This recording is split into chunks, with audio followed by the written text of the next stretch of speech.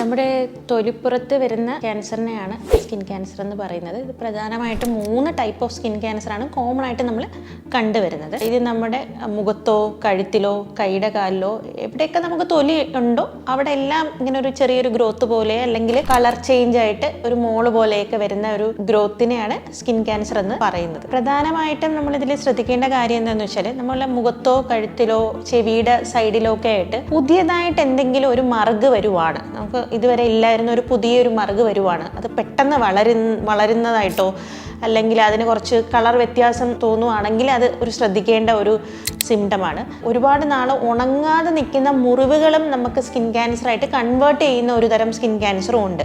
അപ്പോൾ ഈ 3-4 മാസമായിട്ട് ഉണങ്ങാതെ നിൽക്കുന്ന മുറിവുകൾ ഉണ്ടെങ്കിൽ ഒന്ന് ശ്രദ്ധിക്കുന്നത് നല്ലതായിരിക്കും. പിന്നെ ഇത് കൂടാതെ തന്നെ നമുക്ക് ഒരു 10-15 വർഷമായിട്ട് നമുക്കൊരു മറുകുണ്ട്, നമ്മുടെ മുഖത്തോ കഴുത്തിലോ ബാക്കിലോ 10-15 വർഷമായിട്ടൊരു മറുകുണ്ട്.